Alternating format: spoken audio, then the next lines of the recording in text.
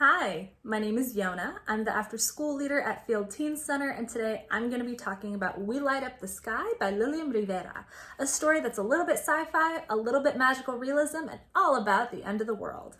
I listened to it as an audiobook on the Libby app. Our story weaves together the lives of three Latinx teens leading up to and during a sort of alien invader apocalypse.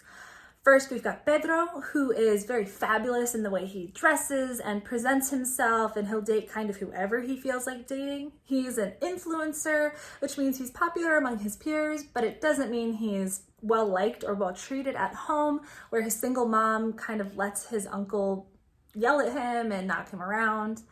We've got Luna, who hangs out with a popular crowd at school, but is really just going through the motions and is still lost in her grief for her cousin Tasha, who died 2 years before.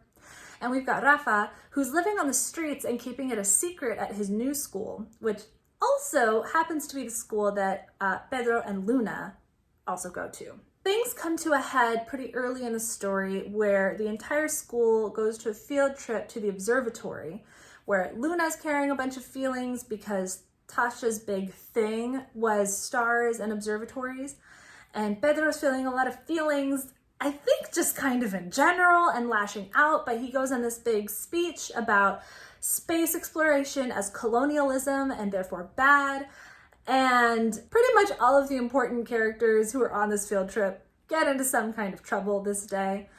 And it's also sort of their last normal day before the visitor lands at the observatory. The visitor kind of absorbs this photo of Tasha that Luna accidentally dropped and more or less becomes her. It doesn't have any of her attitudes, but it looks like her. It can look like anything at once because it's this kind of gelatinous, squiggly wiggly shapeshifter thing. And although it's imitating humans, what it's doing is sort of wiping them out.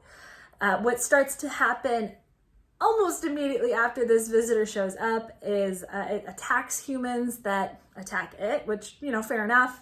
But it also attacks humans that aren't necessarily a threat. And the way that it does this is by kind of controlling or manifesting plants.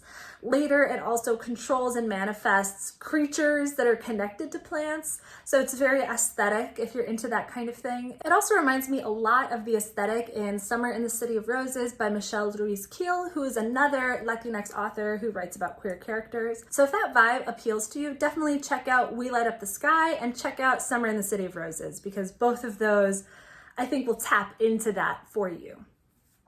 Something to know about We Light Up the Sky is that it's set in the very near future. So the reason Luna is grieving her cousin Tasha is because Tasha died in the COVID pandemic, and it's very specifically named as such, and it comes up a couple times. This is a world that is recovering from COVID and is not quite the moment we live in now, but definitely speaks to it. So if that's not something that you're in the mood for, this is a great story to come back to a different time. There's also quite a bit of death and violence in the book.